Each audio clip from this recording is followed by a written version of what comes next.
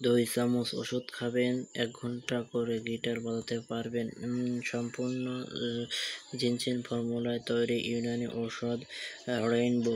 এটি আপনি বাংলাদেশের যেকোনো স্থান থেকে খুব সহজে সংগ্রহ করতে পারবেন। তো এভরিওয়ান, আশা করি সকলে ভালো আছেন, সুস্থ আছেন। রেইনবো মূলত কী কাজ করে, কী জন্য খাবেন বা কখন খেতে হবে বিস্তারিত আলোচনা করব। রেইনবো মূলত যারা একদমই গিটার বাজাতে পারেন না, আপনার গিটার বাজানো যাওয়ার আগে আপনার গিটার থেকে অল্প অল্প পরিমাণ পানি বেরিয়ে আসে, তাদের জন্য এই ওষুধটি। অনেক বয়স্করা আছে যে দেখা যাচ্ছে গিটার বাজাতে চায়, বাট গিটার বাজাতে যাওয়ার আগে আপনার গিটার থেকে অল্প অল্প পরিমাণ পানি বেরিয়ে আসে, তাদের জন্য এই রেইনবো চমৎকার কাজ করে। এটি খাবার ফলে আপনার গিটার থেকে 1 ফোঁটা পানিও বের হবে না এবং আপনি দীর্ঘ সময় ওনার সঙ্গে কাজ করতে পারবেন এবং ঘন্টার পর ঘন্টা। তো বর্তমান বাংলাদেশে দেখা যাচ্ছে যে অনেকেরই আছে যে গিটারের পানিটা একদমই পাতলা করে ফেলেছে। তাদের জন্য এই রেইনবো ওষুধটি চমৎকার কাজ করে। এটি খাওয়ার পরে আপনার গিটার থেকে সহজে পানি বের হবে না এবং আপনি কাজ করতে পারবেন দ্বিগুণ সময় নিয়ে। এই ওষুধটি যখনই আপনি খাবেন তখন দেখা গেল 1 চামচ খাবেন, 1 ঘন্টা বা 2 ঘন্টা বা বেশি সময় নিয়ে আপনাকে কাজ করতে পারবেন।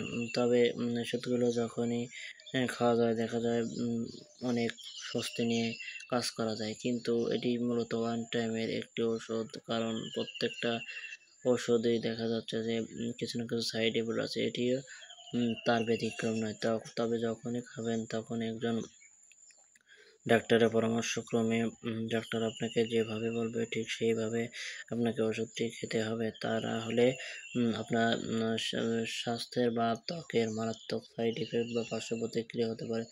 তো এবার আসি ডোজ ও পার্শ্ব প্রতিক্রিয়া। ডোজ ও পার্শ্ব প্রতিক্রিয়ার কথা বলতে গেলে এই ওষুধটি মূলত আপনার রোজ কাজ শুরু করার 1 ঘন্টা বা আধা ঘন্টা আগে সেবন করতে হবে। অবশ্যই সাথে একটি ভালো মানের গ্যাস্ট্রিকের ঔষধ আপনাকে সেবন করতে হবে। সেবন করার ফলে আপনাকে খেতে হবে এবং ডাক্তারের পরামর্শক্রমে আপনাকে খেতে হবে।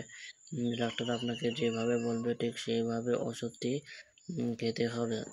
তা না হলে আপনার পেট ব্যথা, মাথা ব্যথা বা আরও অন্যান্য যে সমস্যাগুলো আছে এটিও হলেও হতে পারে। সো অবশ্যই আপনাকে ডাক্তারের পরামর্শ নিয়ে খেতে হবে। তো বন্ধুরা, আজকের ভিডিও এ পর্যন্তই। দেখা হবে অন্য একটি ভিডিও নিয়ে। সে পর্যন্ত সবাই ভালো থাকবেন, সুস্থ থাকবেন। ধন্যবাদ সবাইকে। আসসালামু আলাইকুম ওয়া রাহমাতুল্লাহ।